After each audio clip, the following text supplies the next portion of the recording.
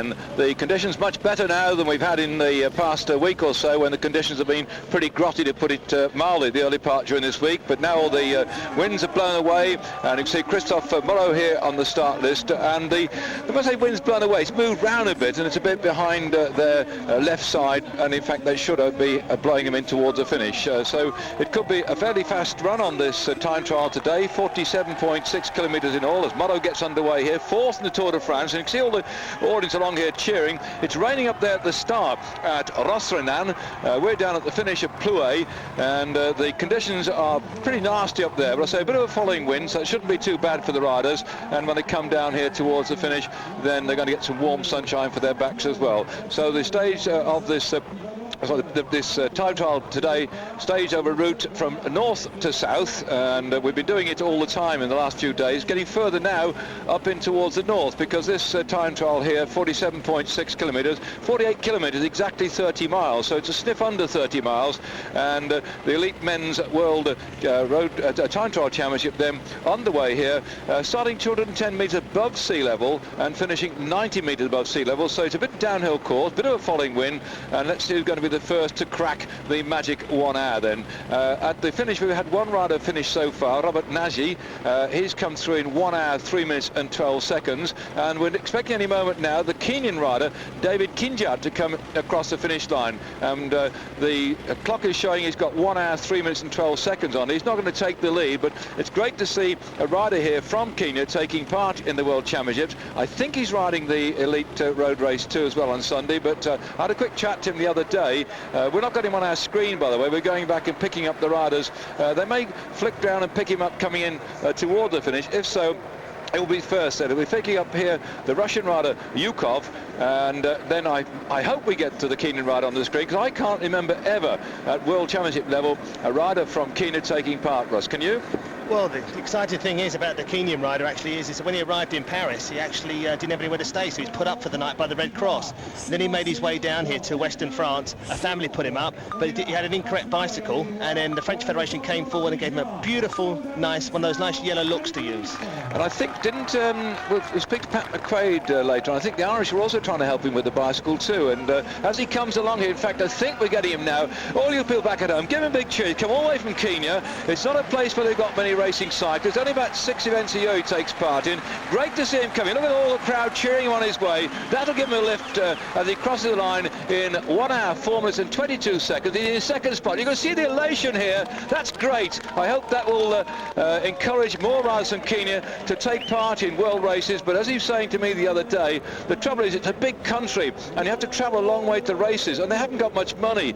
He can say that's why the runners are so prolific in Kenya. All you need is a pair of running shoes, a pair of shorts and a t-shirt, and off you go to be a runner. To be a cyclist, you need the equipment. Well, he got the equipment there from the French Federation. Also, the Irish Federation offered him a bike as well. He's been warmly welcomed by the press here. He's become quite a star, by the way, and he's now in second spot, 1 hour, 10 minutes and 28 seconds. Sorry, no, my mistake. He's 1 minute and 10 seconds down on the fastest time then. So the time then, 1 hour, 3 minutes and 7 seconds. The best then now for the Greek rider, Anas Topopoulos.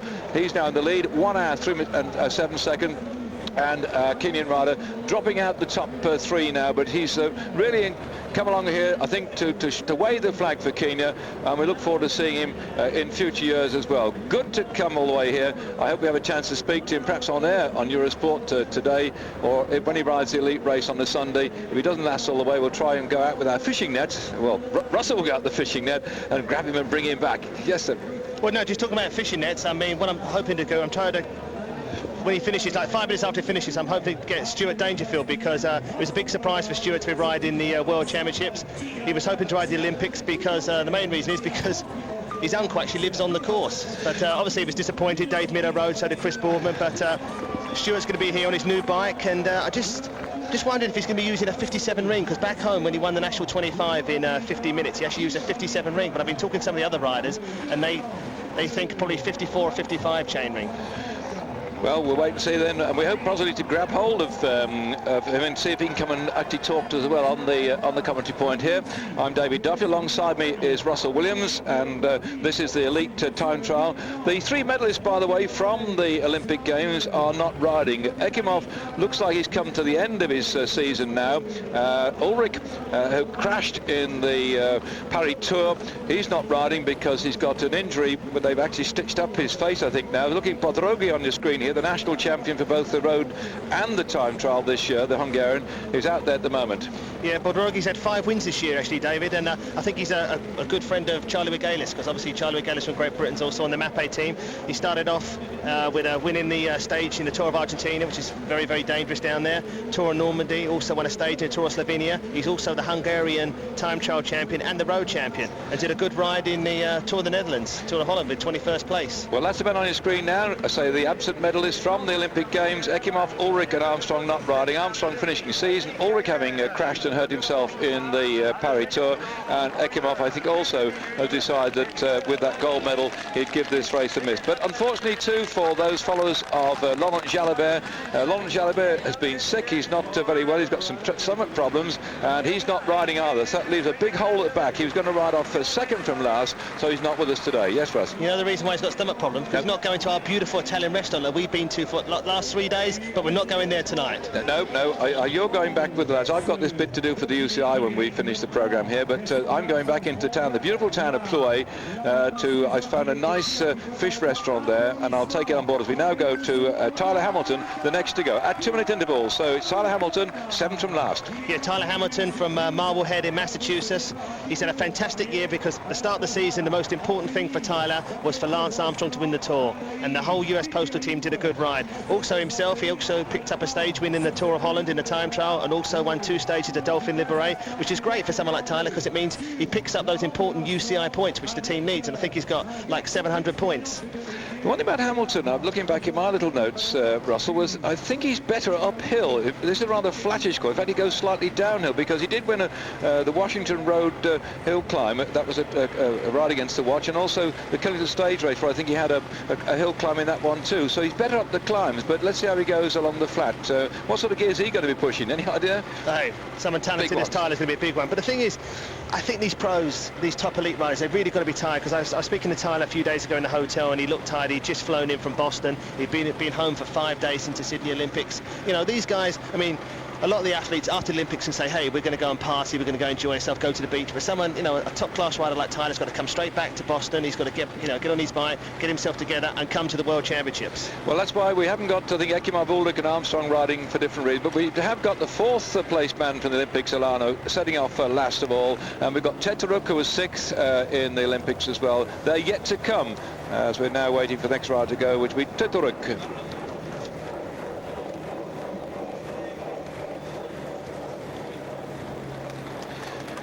Out on the course, it looks like Verbrugge to me at the moment, number 14. Yes, it is. Yeah, Rick Verbrugge, who rides for Team Lotto, and actually this morning they made a really important signing. They Christian Serkiu, the son of Patrick Serkiu, has actually signed Jerome Blyvens, the sprinter, and hopefully for things like the Tour of Italy. But they've got to be careful, because someone like Jerome tends to get in a fight after the big races. Well, perhaps they've quietened him down now, because he did get in a spot of trouble there, didn't he? So some more signings from Lotto. They've got one more, I think, somewhere, Russ. I'll have a look in my little notes here, but I think they've grabbed another rider. I can't think who it is at the moment, but it may come back to me later on. You keep chatting, I'll look through my notes. So we've got Teteruk here from Kazakhstan, who rides for the Italian team, Luquigas. He's been a pro since '92. Back in '96 he won a stage at the Tour of Switzerland, and he was the Kazakhstan road champion. And of course, if we look back at the Olympics, the Kazakhstan's had a wonderful Olympics, especially in the cycling with Vinrikov, a fine 2nd place in the road race. But time trialing is totally different. There's nowhere to draft, nowhere to hide, nowhere to hand you up a bottle. You've got 47 kilometres of pure hell, as they say. And if you want to do a good ride, when you cross that line, you've got to feel like throwing up and getting sick. About Kazakhstan, Russell, I was talking to Jack Watson this morning from Northern Ireland. He's one of the big, he's a commissaire and big operator in cycling, and he was saying something to me that I didn't see in the press. He said that some of the elements of the press, it might be in Ireland I suppose, but they were saying that then one first, second and third came from the telecom team in the Olympics with Ulrich, then Vunderkopf, and then into third place Cloden, who by the way isn't riding here for the time trial or the road race because he's got bronchitis. They were saying that it was fixed for the telecoms. I mean, I just don't understand what some of these people get to ride about, because who was chasing down those three riders away, irrespective of which team they ride for? There were two riders from Italy, and we're now going back to Chris Boardman, but the Italians couldn't chase him down how much they tried. I think the press might as well get stuck in and write some real things rather than sort of trying to pontificate. Just before Chris comes up, that's total baloney. The best people got first, second and third. Right. Chris Boardman, next to you. Well, Chris underway. What can we say about Chris? He's coming toward the back end of his career. Probably the last time we'll see him on our screen riding on the road. He'll be riding in the track in Manchester, going for the hour record too as well. And with Jalabert not starting, it will give him an even better chance. I'm not being negative about Chris, but he was a bit switched off at the Olympics. He did the best he could at the Olympics there, but in reality, I think he might have got himself really wound up. He's had no less than 48 time trial victories. I'm talking about not those back at home on the time trial circuit there, but those which get UCI points. 48 time trial victories since he turned pro. And remember how he turned pro after getting that superb ride in the Pursuit Championship of the World in Barcelona. Then he went and broke the hour record, and quickly Roger Leger signed him on his roll call. And Roger Leger sat with us yesterday and talked about Chris and his impact upon the team and how he's been a great ambassador for the sport. Then don't forget, he's got the hour record twice in succession. He's going to have a go again at that in Manchester, and he's the man then in the Tour de France who set the record speed in Lille when he got the prologue time trial there and went on to take the yellow jersey. He did the same thing in Dublin. Unfortunately then he crashed out on the second day down into Cork. Chris Boardman's been a great ambassador for British cycling, and I hope those people back in Great Britain will now stay on your television to see what he can do over this 48 kilometres, that's 30 miles of racing. They switch back out again now to Michael Ritz, the national champion of Germany. Yeah, and also back in the Olympics back in '92, Barcelona, where Chris won his individual pursuit. Michael was a member of the team time trial. They were first there. Also early in the year, he was the German time trial champion. He's had two other victories as well. Well, going back to the World Championship when Chris Boardman was third, by the way, we saw Chris just nipping off down the road there. Anderson, the Swedish rider, was second in the Worlds last year. He's not riding in the time trial. He was sick coming back from the Olympic. In fact, he was sick out there, and he was last in the Olympic time trial, so he decided not to ride the time trial, but give him more time to recover so that he could then come in good form for the road race, which we're covering live on Eurosport on Sunday. But Holowicz coming along here, the national champion. Also, last year the World Championships in the time trial was fourth. I think he'd be a bit disappointed. I don't know what his form's like, because in the Olympics he was only 15th. But he actually is the Latvian time trial champion, and last year had a single stage win in a small race in Germany. So he's underway now, the Union Jack flying there. A lot of people have made the trip across here from Great Britain, including the Hampshire Police. They've got their own club called Hanspol, and they're riding around here. I've seen about half a dozen of them with the Hampshire Police jersey on. And yesterday on our way back out of our commentary point, they accosted us. I thought, here we go, evening all, as I sort of stood there waiting for the bracelets to be slapped on my wrist. And do you know what they did? They didn't slap bracelets on my wrist. They gave me a very nice glass, a sort of square cut glass with the my name on it and the Hampshire Police thing, and celebrating the World Championship here in Plouay. And thanks very much indeed, the Hampshire Police. Anybody listening back there in Hampshire, I was a bit overjoyed by that one. And in fact, I've been doing an interview earlier on today with the local police force here, who've got nearly 4,000 people, or just over 4,000 people employed on the safety of the circuit and the public and the race itself as well. And I had a good interview with the chief of the whole lot, the chef Escadron, which is Christian Shallow, and he took me through all that the police are doing to look after the safety of the people here, and I'll talk about that a bit later on. But nice to see the Hampshire Police coming over here on their bicycles. It was very wet and windy when they rode down on the, what was it, Monday it was, that's right, on the Monday. I saw them off the same boat, and they rode their way down. They're riding their bikes round here, and they were full of elation yesterday. I mean, Kieran Page was put up on the board as being the fastest. They couldn't believe it, by the way, nor could we.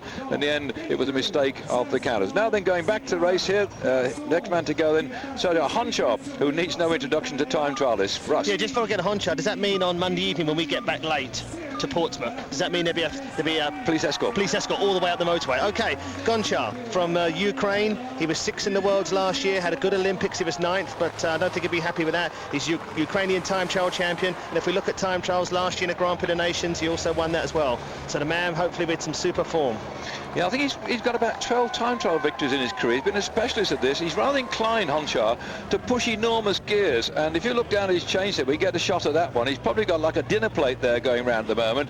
And he makes it to look so easy. He pushes enormous gears. And any young children watching our programme this afternoon, by the way, I think Russ will be the first to say, don't push the gears like that. Look at the size of that chain ring, Russ.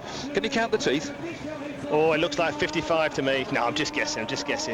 He's on the big ring already, and there he goes then, riding on. You see with the jerseys here, he's got his national jersey on the top, but they do wear the shorts with their sponsor underneath, unlike the Olympics where they wore the national jerseys with no advertising on at all. Here in the World Championship, they are allowed to have on their shorts the name or wear their sponsor's shorts, and they have a little sticker as well on the jersey showing who employs them most of the year. Now it's coming down here, and he's actually got a dual ring here. He's going to need the inside ring. There's a couple of climbs, and one very stiff one up to the last but one time check, and that's a climb up to Chapeau Saint-Bois after 37 kilometres. So he needs, I think, to be able to drop on the inside ring, and that's going to be useful then. But it looks like his sprockets at the back, Ross, are very, very small indeed. Oh yeah, they're probably going to be. I mean, the inside ring, most of the lads are using like a 49 for the most difficult parts, but the top guys like this, they can be using like 11 straight through. Well, there we are, time trialling here, pushing his big hunch along. I suspect, by the way, I should be banned from ever time trialling. The things I said the other day, Russ, that I don't like the idea of time trialling Tuesdays, Thursdays and every weekend. I think it blunts your speed. So I've no doubt be drummed out the Time Trial Council. But let me redress the balance as we're watching here to see if that top place can be demolished. And it looks like it's not going to be so. Dave Stalker, member of the RTT National Committee, sent me an email all the way down into Australia. It didn't get to me in time, unfortunately, Dave Stalker, to put it out on air down there, but the news he's given me is that Eddie Merckx has agreed to be the Road Time Trial Council's guest of honour at the Champions Night to be held in the Assembly Rooms Derby on Saturday the 6th of January 2001. Eddie's going to present the prizes, and the tickets can be obtained for the dinner and or the dance from Phil Heatham, and his telephone number is 01 942 603 976. I'll give that later on, by the way, and Eddie will be attending there, very much helped by Phil Griffiths of Yellow Limited through Rudy Projects, provided some generous sponsorship for the time trial series, and he's going to be speaking at the dinner as well. Of course, Chris Bourman won the circuit championship as well, and he's been helpful, Phil, in getting Eddie to be there. So that's in your diary, Saturday 6th of January. Telephone number, I'll repeat it later in the programme, 01942 603 976. And I bet you Eddie would be really happy, if it's possible, to go and see Derby County on the Saturday afternoon, because obviously they've got some good Belgians. Right, on the line now, the big favourite since Laurent Jalabert's pulled out with his stomach problems is Olano from Spain. If we look at his record, back in 95, he was the world road race champion. In 98, he won this title, the time trial. In 98 also, he won the Tour of Spain. In 99, in the big Tour de France, he finished 6th. This year, of course, he won a stage with the team time trial. Also, back in February, Adriatica, he was winner there, Criterium International, Tour of Valencia. Didn't go so well just a few weeks ago, though, down in Sydney. He was only 4th at the Olympics, so he won't be happy with that. But he's been a pro since 91. He's ridden for Mapei for 3 years, he's ridden for Benesto, and of course now he rides for the big Once team, which for people who are not familiar with cycling, Once is a bit like saying Save the Children sponsor the team. So away he goes. He'll be getting time checks all the way along. He knows the people he's got to keep an eye on, people like Gonchar, people like Chris Boardman, and all the riders so far, they're really starting fast. They've got 47 kilometres, they want a really good start, they've got to get that big gear rolling. Well, let me give you a rundown as a last rider to set up on the course. The first time checks will come after 12 kilometres. At the moment then, Michael Rich of Germany is in the lead there. Time 14 minutes, 38.78 seconds. In second spot is Nutley of Switzerland, exactly 15 minutes his time there. In third spot, Pinotti of Italy, 15 minutes and 1.42 seconds. So they've gone through. That's the top three then at the first time check of 12 kilometres. Well, we've just been picking up the last man on the road, and now we're flicking back into the field and picking up now Matviev of the Ukraine, and the last man then to go, Alano. Without his 2-minute man to catch, he's got a very lonely ride, has Alano, because Laurent Jalabert has not started in this race. Disappointment for the masses of French supporters on the along the route. They were very happy indeed, I think, to think that he was going to be in with a medal, but Jalabert sick and is unable to ride. So that's the situation, and updating you on the position at the first time check after 12 kilometres. Now all the rides have started. The top men are beginning to move through. The fastest man there at the moment, Rich of Germany, 14 minutes 38.78 seconds, and in second spot then the Hungarian rider Laszlo Bodrigi, his time 14 minutes 47.27 seconds, and in third the Swiss rider Nutley, 15 minutes dead, well 15.00.79. Disappointment looking down there. What we're looking for is the riders with the single numbers, that's from 10 downwards. I don't want to disappoint followers of Jens Voigt, who's got 16, and Rick, who's got 13, but in fact yes, you can say the top 15 or so riders, Voigt's 16, from 16 downwards, they're the top people. Now it looks like one of the riders is about to get caught here. It looks like the Hungarian having a go, and he's picking up the Swiss rider. So Bodrogi is now about to pick up one of the Swiss riders on his way through. Just have a little check on that one. It is Nutley coming through here, but that's not a Hungarian rider. Let's just check back where Nutley is on that little list here, because I think he's catching. Is that the Slovenian Holtman? Maybe just behind him now. And they started 2 minutes apart. Certainly Nutley's been going faster. He's third at the first of time checks. And let's see what he's going to do here, because it's a second time check now. You can see on his grip, Nutley's beginning to motor quite well here. And I suggest he's caught his 2-minute man, so he's out the frame. Just looking at just across the way from where we are, some of the finishers already, David, and Robert Hunter from South Africa, who rides for Lampreys, had a good year as well. I mean, it's a long way for these South Africans to come, and obviously he'd be thinking about his holiday, I think, at the end of the season now. But well, he rides it for Lamprey, you see, so I suppose he's spending his time in Italy, and he'll be going home now down south. But the sun is shining, because it's sunshine down there, so he might in fact find himself involved in some of the local racing down there when he gets home. I'd rather put a foot in mouth. Now I've got size 12, so as you now look on your screen, the position I've just been talking to you about at the first of time checks, when I see when Robert Hunter won the stage in the Tour of Spain in 1999, that was, to my knowledge, the first victory at that level in a big tour. But Van Heiden, I think his name is, not Van Heiden, it's a similar name to that. One of the South Africans many years ago did ride with the Italian team and did get a stage victory. It might have been the Tour of Italy or the Tour of Spain, but it'll all come back to me later on by the time I go to bed tonight. But Robert Hunter, then certainly their national champion, may not be going full bore at the moment and looking perhaps for some sunshine down back at home. In the picture now, we got the Italian Dario Frego, who rides for Fassel Bortolo. Good season for them, brand new team start of the year. He's had 2 wins. He's been a pro since '96 and rode for 4 years with Mario Cipollini's team, and Mario's not here. No, Mario, of course, he got himself suspended for a bit for that punch-up that he had with the Casero in the Tour of Spain, and a lot of press have been sort of pressing him to say, well, pressing, but they've been trying to get him to say, are you going on racing? And he says yes, he wants to go on racing next year, and they were asking, well, are you going to be influential in your lead-out men? Because he'd been losing his lead-out men left, right and centre, and he said no, he leaves it up to team management to do it. He thinks he's still got 2 more years in him, and he'd like to go on racing, and felt quite upset about what happened when they had that punch-up. He was very upset because his father is in hospital. I think he's had a heart attack or a stroke or something. He's not very well at all, and I don't think his mother's too well either. And so Cipollini, fiery personality, not too happy at the moment, and he's not been selected.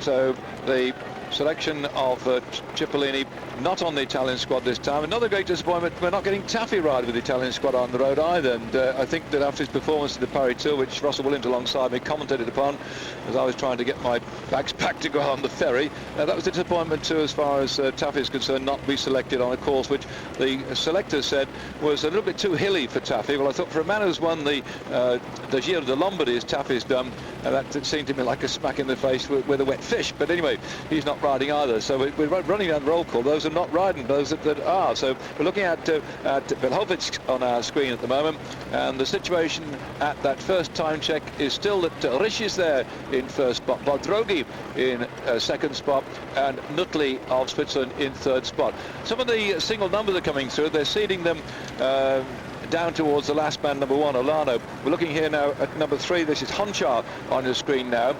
Going through that first time check, we've had Tetorik go through, wearing 6 on his back, but he's only 9th, by the way. Tyler Hamilton of the USA looks like he, you were saying that he's a bit tired at the moment, Russell. He's now down in 23rd spot. Britain's Stuart Dangerfield is 22nd. Chris Boardman has now moved into 3rd spot at the first time check, 15 minutes 0.64. He's 21 seconds down on Rich, but he's powering along here. Pick up on our screen, Christophe Moreau. No relation to the other Moreau, by the way, who was a great time trialist too. This man here on his specialised bicycle is ploughing along here in weather conditions, looking a bit miserable out there, not far from the start at Rostonen on this course of 47.6 kilometres, about 48 kilometres at some 30 miles. There on the screen you can see that Britain's Chris Boardman has now moved into 3rd spot at that first time check, 12.4 kilometres. And we wait then with Beatty Press. Certainly he's ahead of Tetorik, who was seeded 6th.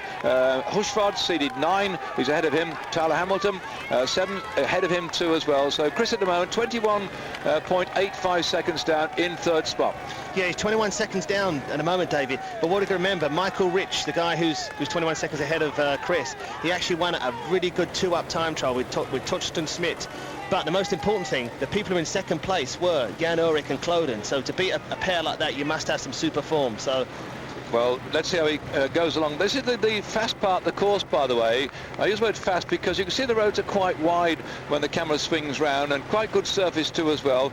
Some parts of the course further on down reminded me, and I mentioned on our programmes before, so please forgive me if you've been listening to them all, but it reminded me very much of the Cheshire courses where the tarmac is laid down, the black stuff, and then on the top of it they put the layer of pebbles, and it's hailing now. I said the conditions down there weren't very nice. Well, they've now got hail at that particular part of the course, so it's not very good conditions indeed.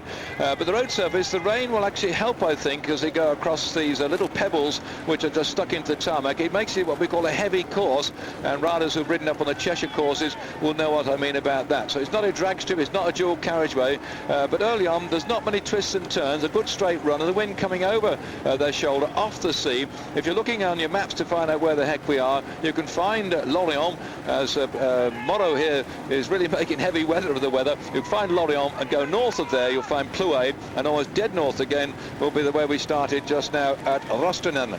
Yeah, just look at Moreau there, David. It reminds me of, do you remember in the Tour de France? He was fighting with his teammate Balocchi for that 3rd and 4th place, and I think it all came down to the last time trial, didn't it? And he just lost it out by a few seconds. I can tell you exactly here, Russell, what it was. You know, I keep these things, don't I? So I go back to the Tour de France, and we'll pick up then, if you want to know exact the details of it, in that final time trial. Well, I was just filling space there, David, honestly. I don't want you to dig way in your books there. No, I'd like you to understand this, because you and I work well on these things. You're the statistics man, but sometimes I have a few. Moreau was 2 minutes and 12 seconds down on Armstrong. Ulrich was in 2nd spot, 25 seconds down. So Moreau was 2 minutes 12 down, and Balocchi was, you're quite right, Balocchi was in the 5th spot behind Tyler Hamilton, who's not having a great race at the moment now, by the way. Balocchi was 3 minutes and 26 seconds, so that was 1 minute and 14 seconds he was ahead of Balocchi. Yes, that's right, that's when he pushed him down. You're right. Just in the action there, that's Marco Pinotti, who's Italian. He's been a pro since '99, ridden both years for Lampre. He's only ever had 1 win, but he's had some good results this year. He was 9th in the Tour of Holland. Hey, if you can ride well in the Tour of Holland, Mick Bennett always tells me that if you can ride well in the Tour of Holland, it makes you a good bike rider.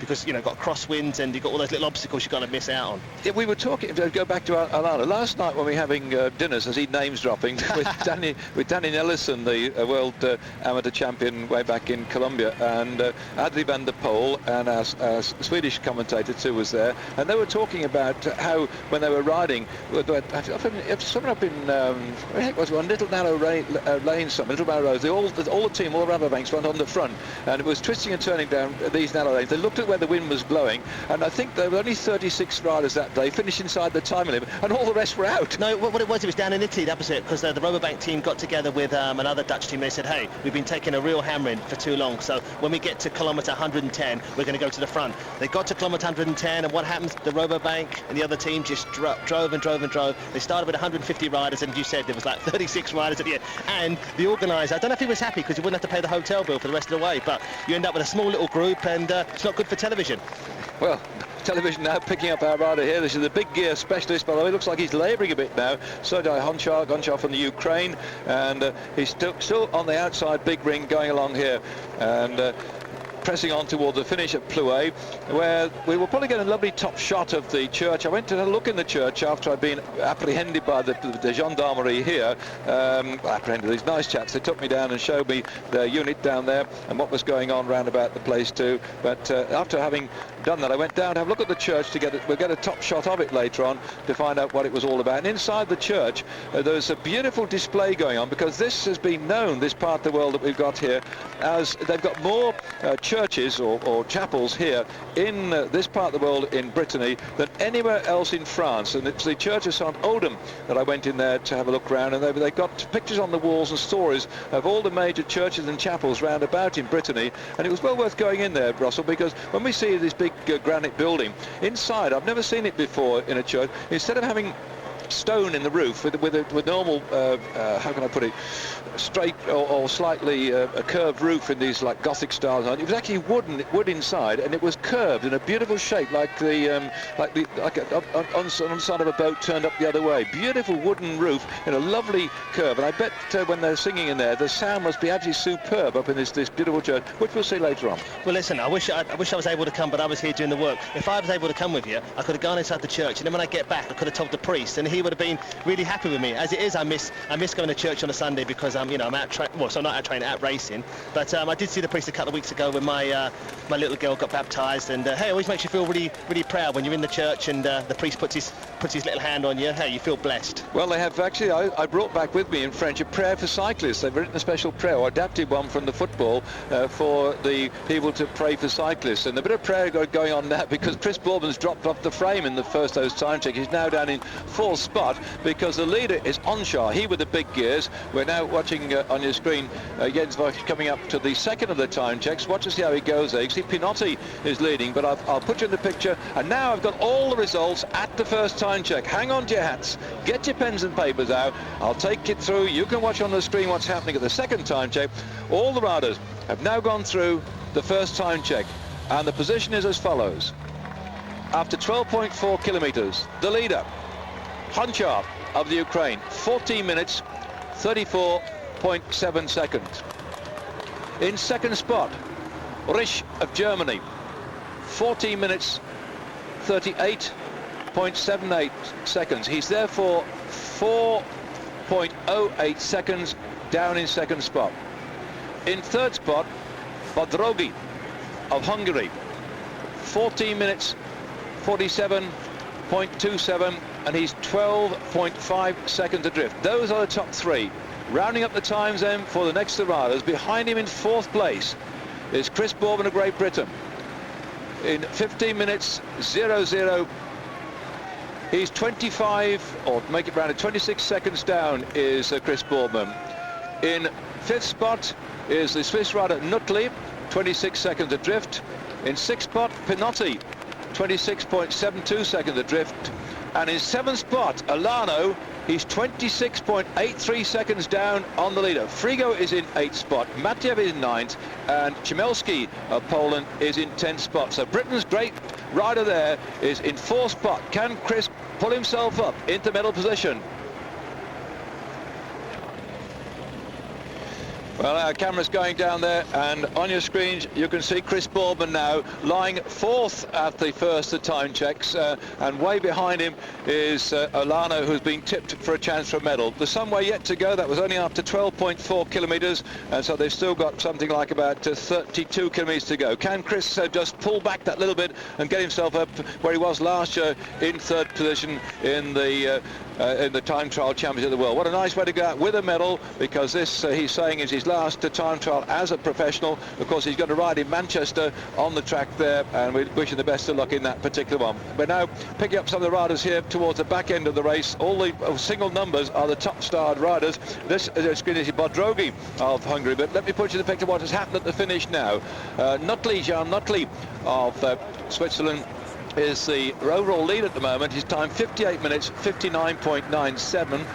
In second spot is Sozenka, the rider from the Czech Republic. He's 41 seconds adrift, and Robert Hunter of South Africa is still there in third spot, 55 seconds adrift, or 56 to be more exact. It's 55.91, so he's 56 seconds adrift. So Nutley has been up there at the earlier time checks, really setting the benchmark for the rest of the riders to follow. Those you're looking for other times down there, Stuart Dangerfield has finished now. He's at the moment lying in 7th place, and he's 2 minutes and 15 seconds down on Jean Nutley. So that's a position with Stuart Dangerfield, who's finished his time trial so far. Yes, so Bodrogi in the picture there is from Hungary, who rides for the Mapei team. Actually, his father's a doctor. But listen, coming back to Mapei, there's been some news in the newspaper this week, David, about there's a race going on just for the World Championships in Germany. You see a German rider there, and 3 of the riders from Mapei were actually they retired near the end, and the director sportif from Mapei was so unhappy he's terminated their contract for the rest of the year. That's Wilfred Peters, that's Max van Haswijk, and there's somebody else, and I can't think of it. They'll come to me, yeah. At midnight, you'll wake up and think, gosh, I remember the name. No, I actually wrote it down. I've been following what Axel Merckx, there we go. He's suspended Merckx? Yep. Does that mean they don't get paid, or just they can't ride? Well, those guys earn so much money anyway. No, I think they're just, well, it's the end of the season anyway. They can ride the World Championships, obviously, because they're all riding for the Belgium team, but they won't be riding, well, cyclocross, there you go. I can't see Axel Merckx riding cyclocross. No, I was just joking. Oh, right, let's go back then to the 12-kilometre point, just to remind you what the situation was there and where Chris Boardman lies in the overall situation. Honchar was the fastest, 40 minutes 34.70. Rich was 4 seconds behind, the German in second spot. Bodrogi in third spot, 12.5 seconds adrift. Chris Boardman was 25, well, call it 26 seconds adrift of Honchar at that particular point, but he was ahead of Olano, who was back in 7th spot, just by about 1 second actually, because Olano was back by 26.83. So about a second separating Boardman and Olano. So Olano, I think, could probably use his power and his experience to come good towards the back end. So it'll be quite a battle then for a place in the top 3. Yeah, just looking at Boardman there, David, I know in the early years he wasn't very happy racing in the rain, but I think for some reason he won't feel so bad today, because he knows it's the end of the season, but also in the last few years he's become a qualified skin diver. So, I mean, I know he's used to wearing a wetsuit, but I think what he's probably thinking at the moment is, look, this is the last time I've got to make a big effort apart from the World Championships. You know, I won't have to do any more sets of those intervals where you feel sick, and you know. So he might feel quite at home. We haven't had a chance to speak to him, brother, because all the riders are spread far and wide, and we're now looking here at the time trial, 37-kilometre time trial. This is the third time check in the time trial at the Chapelle Saint-Bois, and then after that there's another time check at Moulin de Coquelin at 44 kilometres. And Chris going along here now. We have got the time result, by the way, at the second of the time checks at the moment. Not all the riders have gone through there, but in fact Boardman has just been overtaken by Frijo at that point. It looks like he's fading a little bit then, because Frijo, if I can just check this one back for you, just a minute, we'll go back to the time check before, and Frijo was 8th, by the way, at the first time check, and he's now overtaken Chris at this second time check. And Rich is still in the lead, and the time check, the second one we've got, was at 23 kilometres. That's where the junior riders started, at Quasti.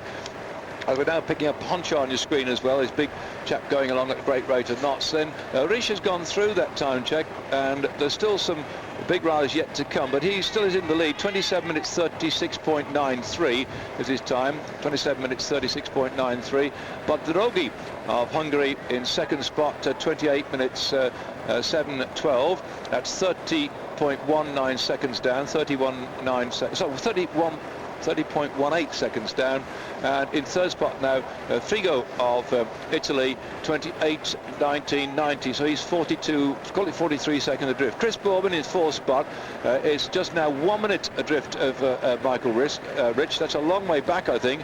But we're looking down here. He's certainly ahead of people like Beholdich, who's 1 minute 16 down. Taterik, 1 minute 16 down as well.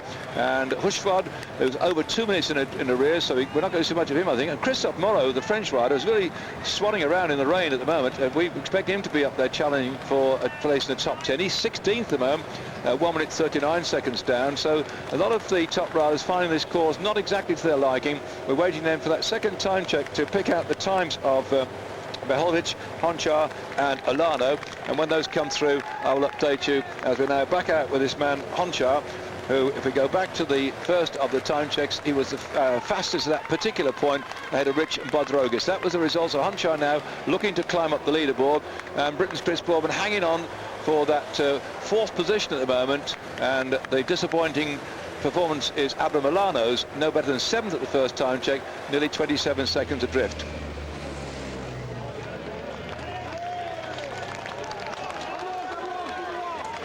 So back to our Italian, number 18, Pinotti. Decided not to wear any sort of helmet at all.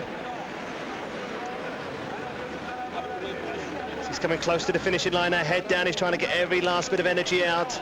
Nasty ride up towards the finish. I don't know if you walked down there, Russ. I did. I looked back up, I thought, I won't say it's a bit of like the Alpe d'Huez, I'm exaggerating as ever, but there is a bit of a drag up towards the finish. Fortunately, the wind is behind them, and so as it blows them up here, then Pinotti looks like he's about to catch Havestia, I think, the Slovakian rider. The time clock is running on Pinotti. Nutley is still the...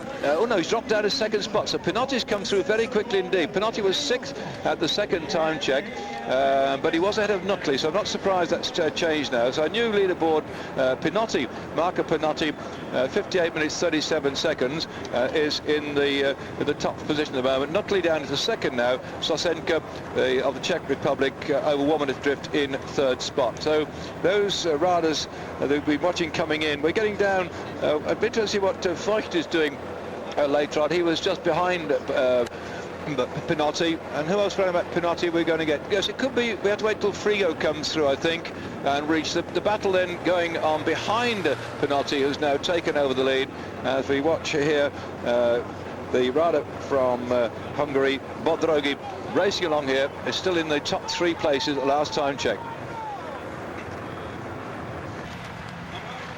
Well, we're concentrating on a man here on our cameras who's in a bit of trouble after that first time check, and Olano's got a lot of work to do, but it's not impossible for him to pull it back, by the way. He was seventh and he was 27 seconds down on Honchar, and Britain's Chris Bourbon was 26 seconds down, so only a second separated. Very close indeed that far out on the course, so it'll be interesting to see what happens by the time we get to the second of the time checks and when he goes through there.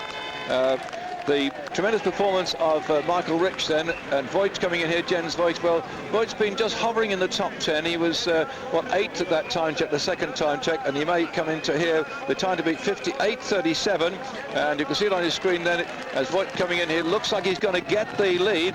Certainly he was faster than Pinotti. In fact, no, he's slower than Pinotti at the second time check, so he's come good towards the back end. Is it enough to take the lead?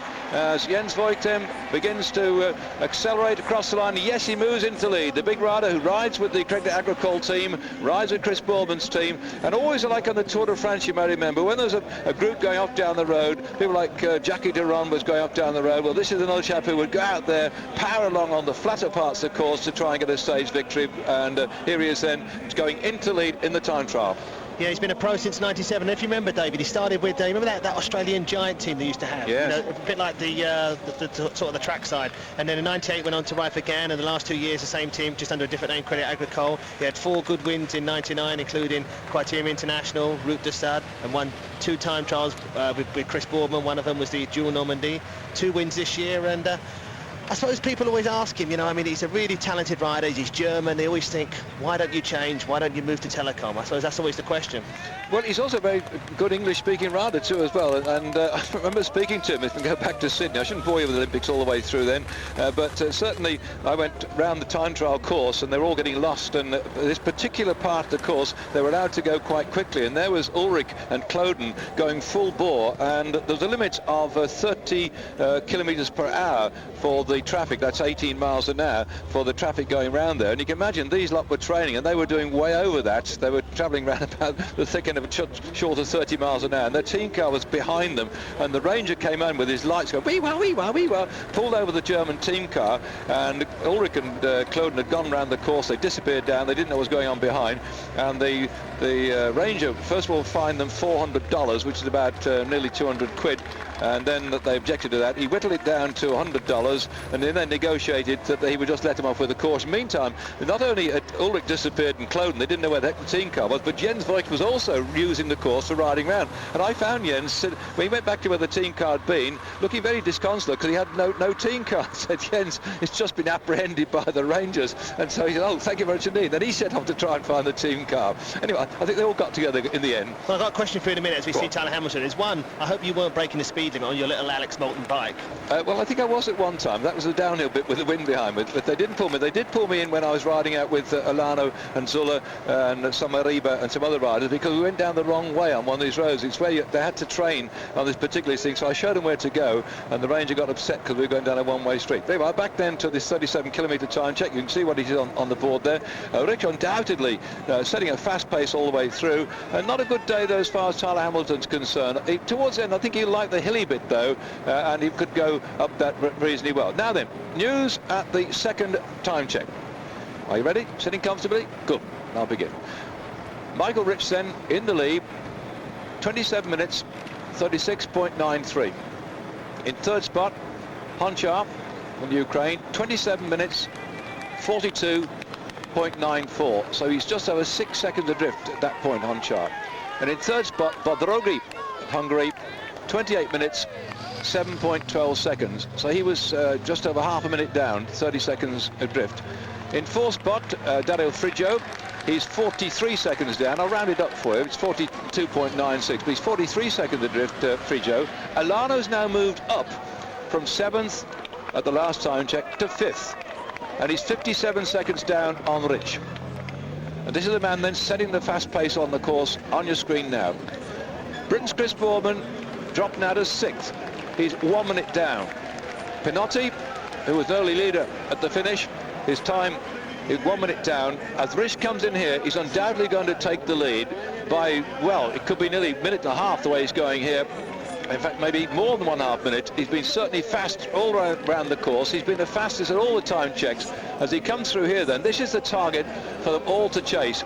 Remember, it is just some 30 miles of action, and he's coming through here now well inside the hour. Look at that, 56 minutes and 31 seconds for 30 miles. That is a brilliant performance.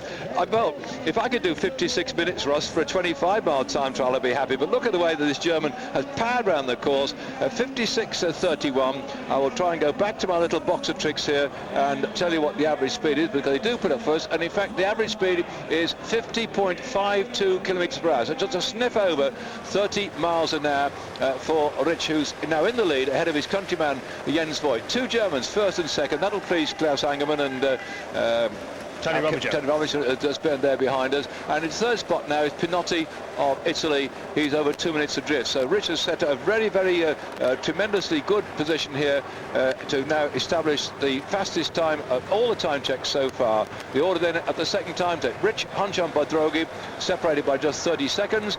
Friggio 42 seconds back. Alano 57 seconds back. Britain's Chris Boardman is sixth spot, 1 minute behind. So those are the top half dozen. And Rich then has now really posted what looks like a superb time. Can Honchar, who was just 6 seconds down the last time check, or Bodrogi, 30 second adrift, pull him back as they come in toward the finish of this time trial?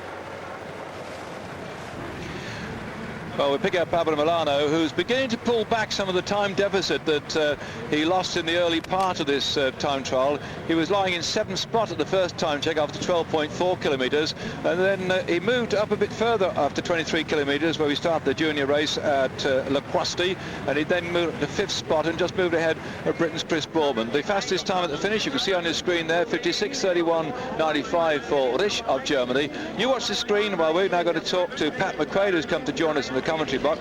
Pat McQuaid, known to many of our British viewers and people involved in British cycling for his work with Alan Rushton and Mick Bennett with the events group, and particularly the way they took the Tour de France to Dublin and into Ireland for a couple of days down there, and working hard too on the World Track Championship. But Pat is also a member of the management committee of the UCI. And Pat, I understand there's been quite a bit of a discussion going on about the way in which the young riders can be encouraged and how we can build up cycling until earlier. What's actually been happening?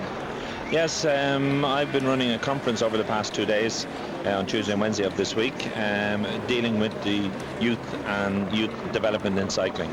And we've had some very interesting speakers from all over the world, and both in aspects of cycling and also from the medical background, and even brought in Vice President of the IAAF to give us his view on how athletics are dealing with recruiting sport, because everybody admits in international federations now, everybody's agreed that young people have so much choice now that more and more of them are not doing sport, and they're sitting down in front of PlayStations or television, this and the other, and international federations and indeed national federations have to actively go out and recruit people into sport.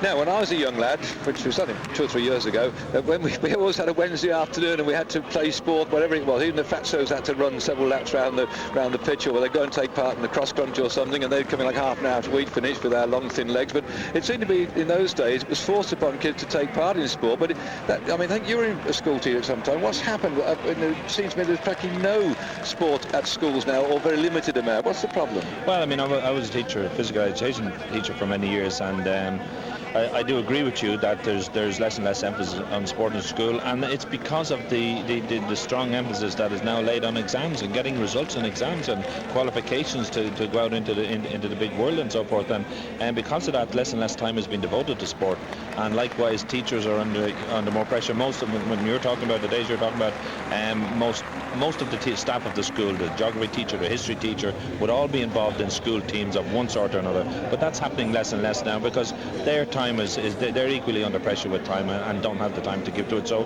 when you add all those things together, you see that there is less and less time given to sport and less emphasis. Now, I think it's been redressed. They're trying to redress it. I know certainly Tony Blair, when he came in, has made a big strong moves over the past couple of years to redress the situation. Likewise in Ireland, physical education is becoming an exam subject now in 2 years' time. So that will all balance it out a little bit better. But it's still, the school sport is where children start learning about sport, and they get a taste and a variety of all different types of sports, and then hopefully they like one and then go into it, either make a career out of it or have a good, have many good years out of it. Now, one thing which I find with cycling, for instance, because it isn't part of a school curriculum, but most kids used to ride their bikes to school, but now they seem to be, the biggest traffic jams are outside schools when they're being taken to school in motor cars, and motor cars then create enormous conflict with cyclists on the road as well, so that's a negative aspect too as well. And I did read somewhere about a school in Great Britain where the headmaster said you cannot bring your car within 1 mile of the school, you must drop the kids off and they must walk their way in or come by bicycles, and getting kids back on bikes. But people do worry about the safety out there with cars at the moment, riding bicycles too. But there are places, aren't there, Pat, where young riders can go. Ross alongside us here, a coach at Herne Hill, for instance, you don't have to be always riding on the road. There are circuits and so on. Of course, in Ireland, you've got lots of facilities too for riding away from all the traffic. But how do children get involved in the sport? It seems to me in Great Britain and Ireland, it's almost a secret society. Out here, there's great interest in how you develop the kids, and kids want to get involved in cycling. I think Fondres was talking about what he was doing. Can we replicate that? Yes, I'm sure we could. But we are living in a changed world and a changed society with more and more traffic on the road, and there's no doubt parents, a lot of them are afraid to let children out on the road on bikes, unless they know they're sensible and they can go and find quiet roads to cycle on. But I mean, Mauricio Fondrias too was a professional for 2 years ago and is now working in Italy with children going into schools and teaching children all aspects of cycling, giving them lectures on it, not just on training and so forth, but on the bike and looking after a bike and so forth, that type of thing. And a lot of what he was saying, which is very, very sensible in actual fact, is that children, when I say children, you're talking about youths of 13, 14, 15, 16 years of age, should be taught to enjoy themselves and have fun on the bike, and that's the main thing. And if they do that and get a genuine love of cycling a bike, then they'll have long careers in the sport. Well, it's about love of the bike. Beholder just now, as we were talking there, going around that sharp right-hander, when I was driving around the course, I thought this will catch a few people napping if it pours in rain. It is raining, it is rather nasty conditions, and he looks like he's catching up, and that might be Chris Bourman, who started 2 minutes in front. I don't think the gap is that difficult. Certainly the man down there in front of him. And looking back at the last time check we had, Bourman went through there in 5th spot, 1 minute 14, and the rider then, Beholovic, was further back, so no, it can't be Chris up there in front of him. You can see on your screen the times coming up here. Still Riche then in the lead, 56 minutes 31.95, and Christophe Moreau looks like he's come a bit quicker towards the back end. He was struggling a bit earlier on in the race, but he's now got into the swing of things. The sun's getting on his back. He's not going to be in the lead. In fact, he's going to be somebody 4 minutes adrift, so disappointment, I think, for Moreau as he crosses the line just outside the hour. 1:00.02 was his time, and he's way off the pace there. Moreau in number 11 on our list now, just going through, and he's 11th to finish, but he's not going to stay there much longer. He's going to push down again. Bodrogi, who's been setting fast times, lying third at the second of the time checks. Has he come good towards the back end? He's going to get very close to putting Riche out. He's come at him very quickly indeed then. He's not going to quite make it. The last time check we had, he'd only been about 13, 14 seconds down. He hasn't pulled that back then, coming in towards the finish then. Riche still there, 56.31, but it's going to be close. This looks like a second place then. He goes across line. Yes, 56.45.77. So he now takes a second spot to Bodrogi, ahead of Frigo, who's in third spot. Riche still up the leaderboard in the front, 56.31.95.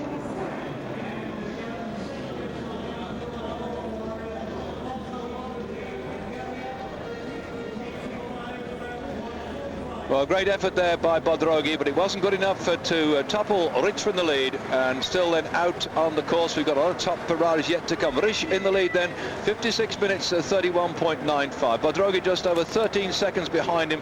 Frigo of Italy 1 minute 49 back, so I think that might change as we go on, but the battle then raging for that spot. Chris Bourman at the time check, we have the second of the time checks showing on our screen now in 5th spot, but there's still some fast riders to come, and Chris will be hanging on for grim death, I think, to be in there for a medal. You can see on your screen there at that 42.6 kilometre, Chris still in third spot. Looks good at the moment, but he had to watch out there because Frigo and Matviev have been going quite quickly and hovering round about him. So this race, as they get in towards the narrow, twisty part of the course, alongside that beautiful little river, the Scorff, down the left-hand side, this is typically what I call country time trials. It reminds me very much of riding on the Cheshire Lane. And Pat McQuaid alongside me from Ireland. Pat, it reminds me very much of Ireland here, and I thought they're always going about here, the nice little houses, the whole layout of here, the enthusiasm of people for the sport, very much like Ireland. But the Bretons, have they got a link with you in Ireland as well? Is something similarity about the people? Oh, there's definitely a very strong link between Britain and Ireland. As you say, the countryside looks very similar to,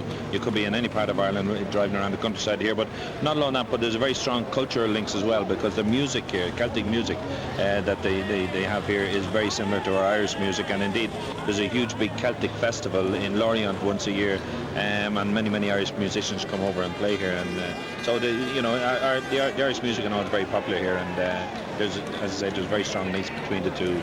We're not that far away across the sea from Roscoff, as we found out with the Tour de France indeed. Well, talk about music, I think we're going to hear the German umpire bands going at the end of this one, the way it's going, because Richie's out there, and now we're watching to see what's going to happen with Alano, who's not really firing all cylinders at the moment, because you see there he's down in 6th spot at that particular time check, and he's just behind Britain's Chris Bourman. In fact, he's now nearly 2 seconds adrift of Chris Bourman. Chris Bourman is now 5th. So at that time check, we've now had them all go through at La Crosse, and the position, I'll give you a quick rundown on the position at that that time check then, as they've all gone through, with Alano here desperately trying to get back up again. He was 7th at the first time check, then he dropped, then he was 5th, and now he's 6th. So Rich still in the lead then at that time check, ahead of Honchar by 8 seconds, Badrogi by 13 seconds. Frigo, who was an early leader and in fact is now 3rd on our final finish board here, 1 minute 10 back. Britain's Chris Baldwin 1 minute 14, so Chris is he's got to go a bit quicker. He's got to pull about a minute out the bag to get in the top 3 place, but he's ahead of Alano, who we just saw on our screen. This is Chris riding up this nasty little climb here. It's going to be the strong men towards the back end of this race, I think, because Alano is just a couple of seconds behind Chris, and then Matliev is then about another 14 seconds back behind in 7th spot. Voigt has been up there, a leader earlier on, in 8th spot, just over a minute 29 down on his teammate Rich. Pinotti in 9th spot, 1 minute 29 down, and Nutley, an early leader from Switzerland, 1:34. That's the top 10, and Chris Baldwin now riding very hard indeed to try and pull back that vital minute. I don't know if Chris has got it in his legs, but of course he's got more fish to fry when we go to the World Championship in Manchester. Pat McQuaid alongside me. We're talking about the general situation for young riders and the development on that particular way, but I know that Pat, you're very much also involved with the World Championships at Manchester. How are things going there? Things are going absolutely superbly for Manchester. It's going to be an amazing World Championships. We have many World Champions, because it's the centennial year of the UCI. We have many World Champions in the different disciplines coming to witness the event. It's practically, from what I can gather now, it's practically sold out, particularly with the magnificent success of the British team in Sydney, and I can see them going better in Manchester than Sydney, because they're certainly going to be fired up to do it, and I think there's going to be a great battle between the British team, the Germans and the French in Manchester, and it's going to be a terrific meeting. Now then, talking about battle at Manchester, sitting alongside us, my colleague here, Russell Williams, twice World Masters points champion, itching to ask a question of Pat. Off you go, Russ. Well, the thing is, I can't let Pat go without talking about Mark Scanlon. I mean, he's been absolutely fantastic, because he's had his problems with his injuries, but he's come back this year. A good result in Japan with a couple of stage wins, but now professional with Linda McCartney. I think it's fantastic. Yeah, it is. I'm delighted for him, and I always knew he could come back once he got over his problems, and they were just purely down to growth spurts and what have you as a 19-year-old, which a lot of young lads have. But he's had a good year this year, won a good few races in the beginning of the year, and he's in good form now. Riding turning pro with the Linda McCartney. He rode a Belgian stage race with him, a very hard Belgian stage race only a week ago. So I can see him coming here in good form, and I think the under-23 race here tomorrow afternoon, I think it is, I would expect a good ride, because the conditions suit him, the course suits him, and it's similar in a lot of ways to Valkenburg when he became world champion. So it's his first under-23 world championship, but I still see him doing a very good ride on Friday. Now, Pat, UCI commissaire, an ex-school teacher, you always tell us the truth. There's only me and David here. Tell us, is the World Championships coming to Ireland? Come on, there's only the 3 of us here just talking among friends. I know that, exactly. I would love to think that I would do, yeah, and there's a project underway, and we're candidates for 2004 alongside 5 Italian candidates, 2 German candidates and 2 Spanish candidates, but I've been doing a lot of work on it, both politically and internally and so forth within the UCI on an Irish bid and getting support for it. And if I can get the support at home from the government and from some commercial sources, I certainly think it could be in Ireland in 2004, which would be magnificent. Pat, this is one of those curly questions that you may not wish to answer, by the way, as Chris Baldwin's coming through here. October in Ireland can be a little bit damp as we watch Chris Baldwin come through here.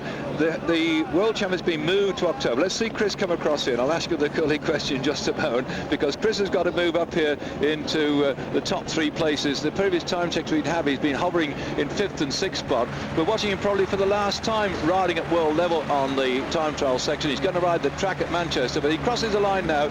Chris goes through 57.38. He's 3rd at the moment. He's in the bronze medal position, but bear in mind there's another couple of riders still who are much quicker than him, and in fact I think he's moved ahead of Frigo, who was in 4th spot, so it looks like Chris might in fact and I think from Badrogi to I'm going to wait and see what it is there. Rich is on the 1st spot, Badrogi's 2nd, Baldwin is 3rd, so he has certainly gone well, but we've got some big riders out here, including Honchar at the moment, who could well topple Chris from that 3rd spot, but I don't think Alano's going to do it, so hang on to your hats. This is going to be close. Well, we've got a massive crowd out here, including the Devil, by the way. He's now got his old trident back. When he came out to Sydney, he had a blow-up one, by the way, because he couldn't put his trident on the plane because they thought it was going to be something to be used to hijack the plane. The crowd turn out, many of them in what I might call warm winter gear here, because it's been pretty cold in the windy conditions, and one or two of us have been saying, heck, why can't we move the World Championships from October maybe back into August? Alongside me, Pat McQuaid, and one of the management committee of the UCI. That's a curly question which you may not wish to answer, Pat, but why is it this late in the year? It's because really of the change around in the calendar on the three main tours, Tour de France, Tour of Italy and Tour of Spain. When the World Championships were in August, the Tour of Italy and the Tour of Spain clashed. They were both on at the same time, and in order to balance out the season and give each of the great tours a fair crack at the whip in terms of getting teams and riders, the Tour of Spain moved into September, and that then meant that the World Championships moved after it. In actual fact, the World Championships are coming forward a week. They're coming into the last week of September.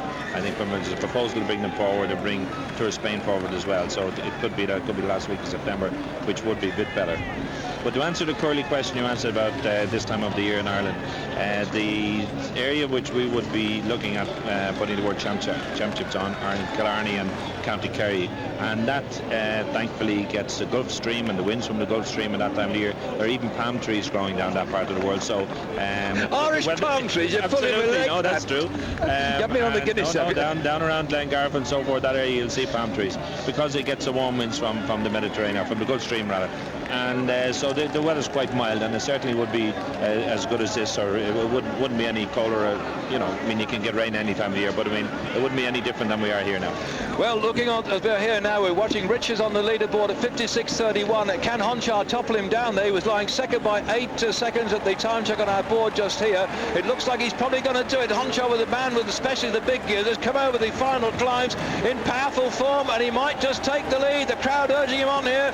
He's a specialist at this, and is he going to be up there in first spot? Yes, Honchar looks like he could be in with a gold medal. He's put Michael Rich down in the second spot. He really has come good towards the back end here, despite the fact that he pumps an enormous big gear. He's gone across the line now, taking the top spot, and he, by the way, had got to number 3 on his back, so there's just one more rider to come, which will be Alano, who's been really in trouble, because the time check I've got here, Alano was about 1 minute 16 back on Rich. That's over a minute and 10 seconds, so I don't think we're going to find that the world champion from the previous years, when Alano got that one, will now go into top 3 places. So it looks like Honchar, Rich and Bodrogi could well be the position at the end of the race today. Britain's Chris Bourman is in 4th spot. He was certainly going better than Alano at the previous time check, so it looks like Chris is going to be just out of the medals then. A bit of a disappointment. I think Chris tried so hard. Abram Milano, who had 4th place in the time trial in the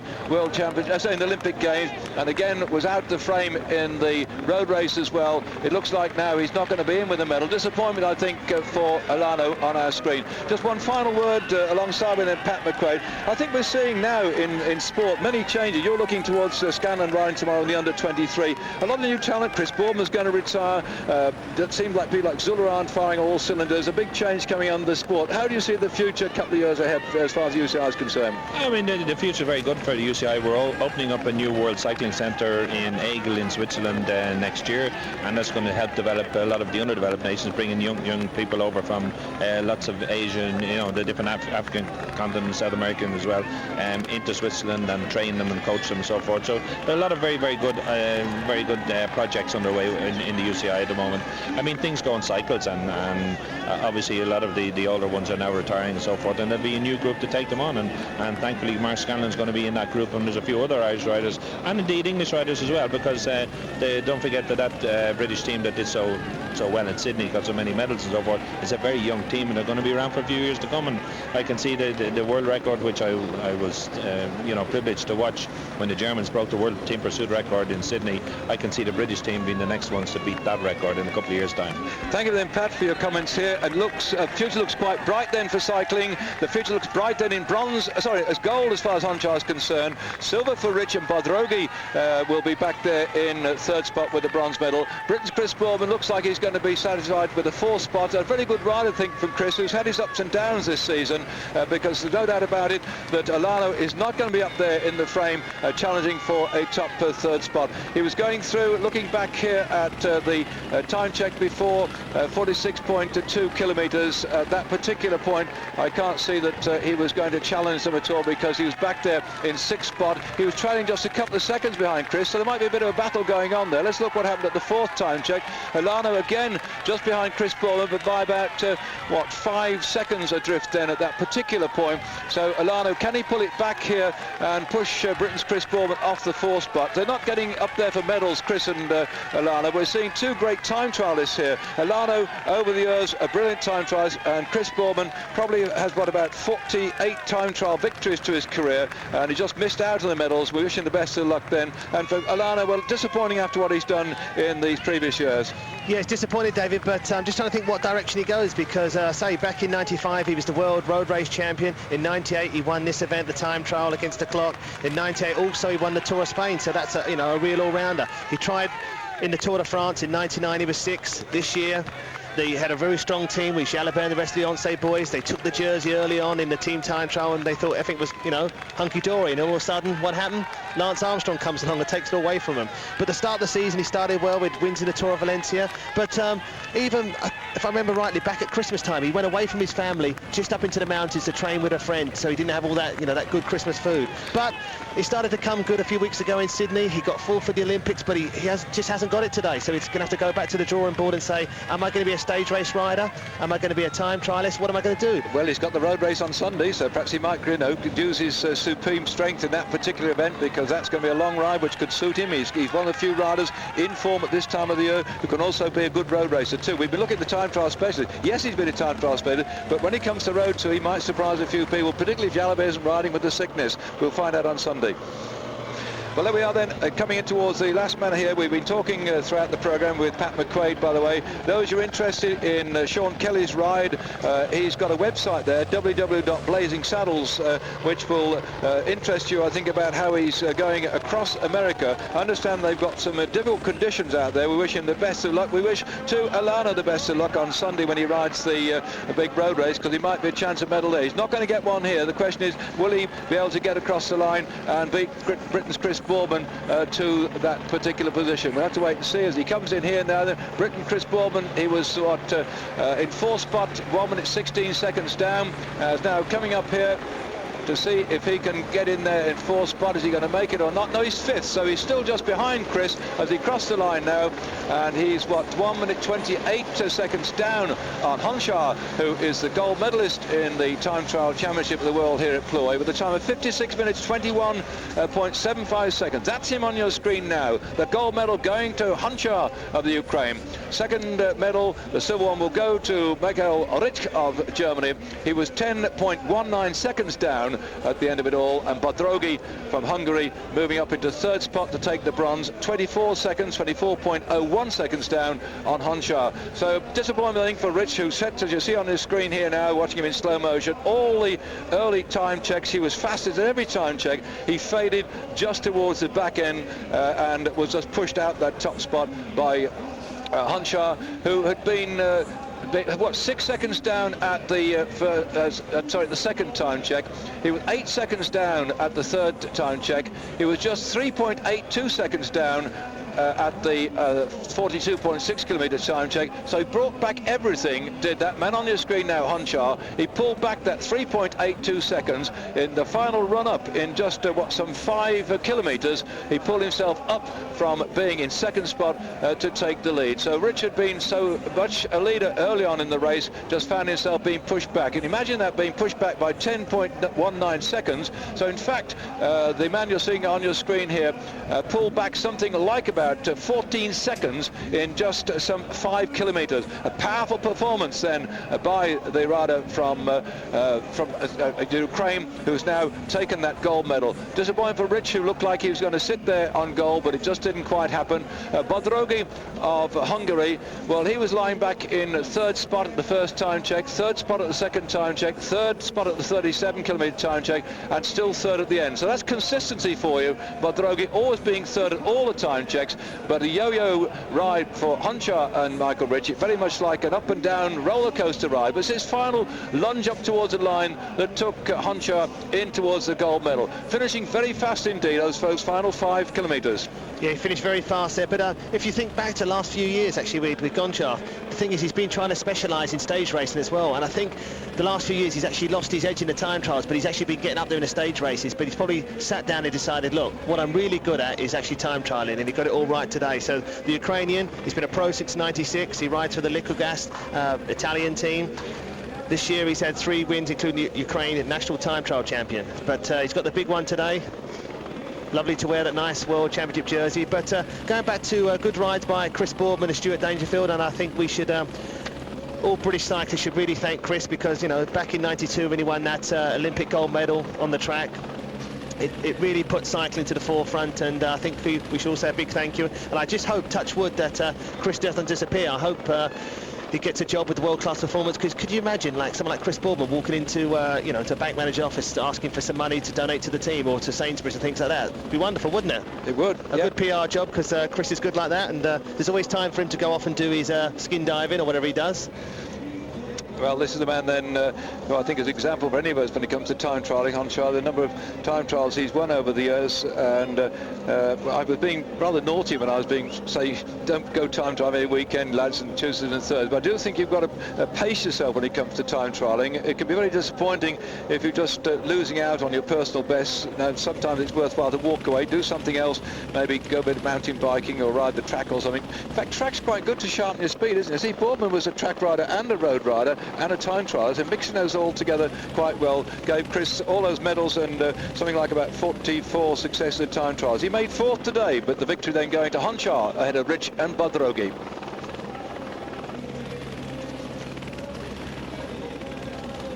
That confirms what I've just given you out on air. You can see the positions then. Britain's Chris Boardman just out of the frame, but ahead of Alvaro Milano, so a bit of a sort of pleasure, I think, there as Chris disappears off the scene. Well, we still hope he stays in cycling somehow, but just 12 seconds ahead of Milano. Frigo had been an early leader, put down to 6th spot. Jens Voigt also for a short period was up there on the leaderboard. You can see the other top men in the top 10. Mixed bag of nations. Nice to see the Union Jack flying there. Idvidic back there in 4th spot.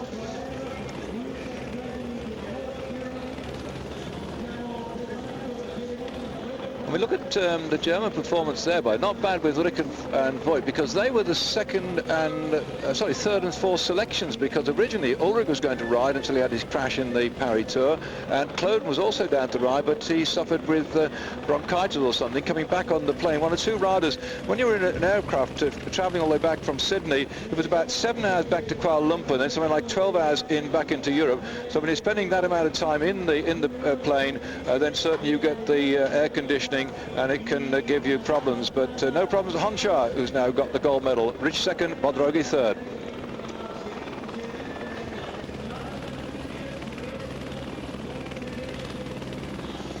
Well, a bit murky out there, a bit black at the back of Bill's Mullers. It looks like the clouds are coming down again. Fortunately, the weather, although we had some hailstorms and nasty windy conditions and wet conditions up at the start of the time trial here, the Elite Men's World Championship, as we're now going to have an interview. I hope somebody back in Paris could speak Ukrainian, because I haven't got a clue. It's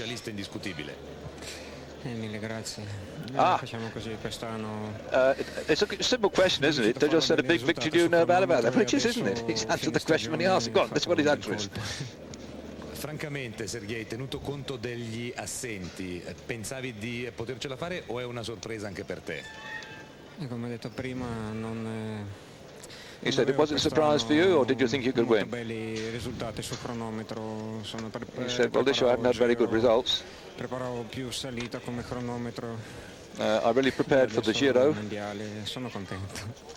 In che punto della prova di oggi hai avuto la sensazione di poter vincere? Training for the Worlds. He's asked the question, where do you think you could win the time trial today? He said, I didn't actually think of it at all. Un giudizio sul percorso, sulle condizioni meteorologiche? He said he felt very strong right away from the start to finish, and he's asked a question about the weather conditions. He said the weather conditions are perfect because I won. That's a good answer, isn't it? He said it's raining very hard at the halfway point. But in the end, it was okay. It was good for me. Oh, there we are, saying thanks much indeed, congratulations. Looking back at the time trial results in the Tour of Italy, he was third in the 42-kilometre time trial on stage 11, 1 minute 6 seconds down on Peña, and Hruska was in second spot, 11 seconds back. The third time trial, Hruska got that one, Noe second, Garzelli in third, so he wasn't in the top three. He actually finished off overall, this man on your screen now, in the Tour of Italy, finished in 6th spot, so it wasn't all that bad for him, but I think he was looking to do a bit better in the time trial. It didn't work out for him in the Tour of Italy, won by Garzelli, Casagrande second, Simoni third, and Gonchar back in 9th spot. That's the man on your screen now, and over the years that has been his speciality, and I'll be interested to try and find out, Russ, at some point what size gear he was pushing, because that outside ring looked enormous, a great big plate he was pushing, and he survived. I thought he might have blown a gasket coming up towards the end because of the big climbs there, but he seemed to have dropped on the inside ring and survived that bit, and then pushed the big one in coming down the finish straight, where he got quite a bit of wind assistance, even though it was a bit uphill. But the thing is, if you're riding stage races like the Tour de France, you know, like he rode the Tour of Italy or Tour of Spain, you get that super strength anyway, and he just sort of continue on, and then, as he said, he got his program ready for the time trial, which probably was a lot of intervals. Well, Michael Rich then disappointing towards the end. Just imagine that you're with 4 kilometres to go, you're in the lead by 3.82 seconds, and you suddenly lose the gold medal by 10.19, so you must have really died at the back end. Yeah, but he's got a good pedigree though. If you look back in '92, you know, he got a gold medal at the Olympics. I mean, people would give their right arm for that. He spent 2 years with Seiko, lost his contract there, went to a small German team. He had 6 wins back in '99, but this year he came good again, German champion, and 3 other victories as well. And back in third spot was Bodrogi. You'll see them coming out now, Honcha, Rich and Bodrogi. Bodrogi then in third spot. That was another fantastic ride there, because he's only first-year professional with Mape. He's a Hungarian. Hey Russ, look at this stage management. We've got a rainbow on the screen.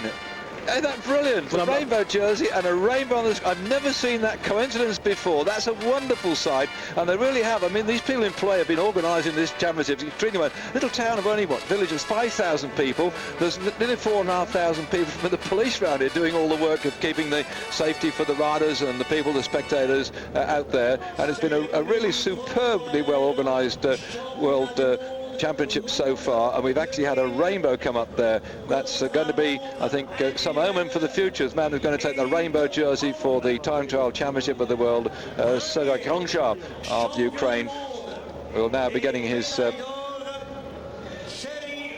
can hear in the background the public address.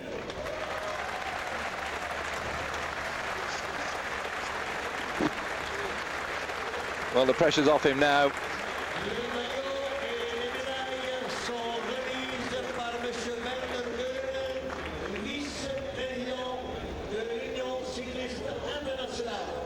Now the coveted rainbow jersey, which he can wear now in time trials, so when we see him in things like the Tour of Italy next year, he'll be able to wear that. And also the disappointment to me, I don't know about you, Ross, when the time trial jersey, they weren't allowed to wear it once you've got it, but they now said, yes, if you're riding in a time trial, like in a stage race, or you ride the Grand Prix Eddie Merckx or something, you can wear it.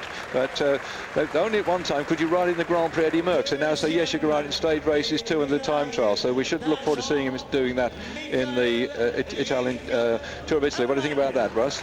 Yeah, because we were lucky enough, as you see, Michael Rick there from Germany, but we also saw Jan Ulrich wearing the World Championship time trial jersey in the Tour de France and also in the Tour of Spain, but he didn't continue too far in that Tour of Spain. So that's a good move. I think that we have got the opportunity for them to ride and wear the jersey. And the next presentation will be the bronze medal. The happy young man there, David. Let's say first-year professional, 5 victories already, but finishing off with bronze medal in the team in the time trial.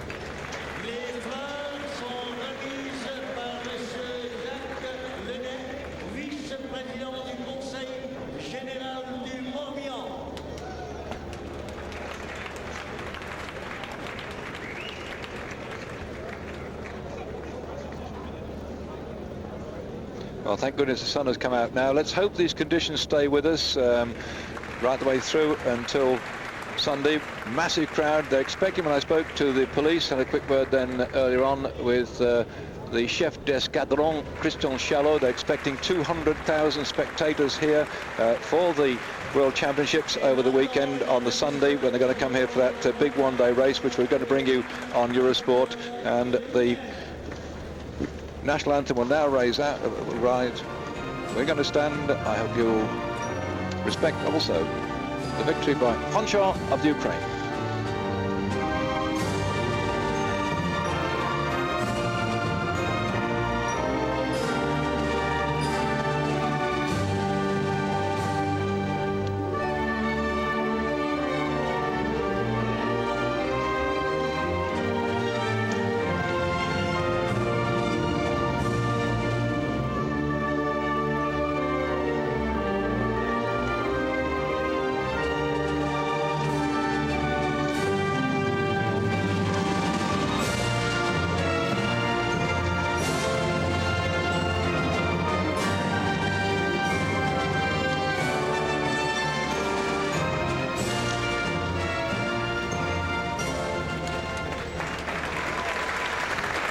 Well, there's a happy man. The conditions, he said about the weather, he didn't mind the weather because he's got the gold medal, and the weather didn't disturb him at all. When you're on foam, when you're riding like that, and the conditions, you don't often worry what it's like at all if you've got at the end of it all a medal to show, and he's got the gold medal.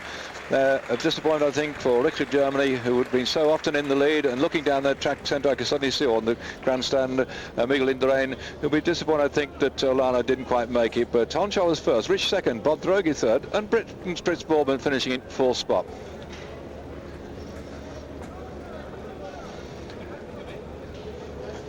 Well, we're going to be bringing you a lot more cycling on Eurosport, and tomorrow the junior women's road race, that's going to be quite early in the morning, by the way, 9:30 Central European time.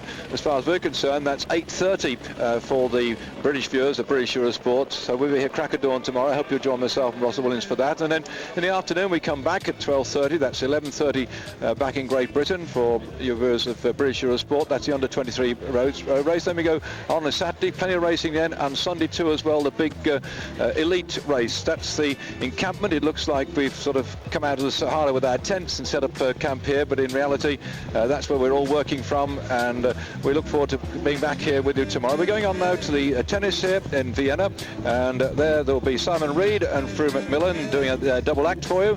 I'm David Duffield, alongside me Russell Williams, having had a good day here. We hope you've enjoyed it, and we have your company tomorrow. Until then, à demain, au revoir.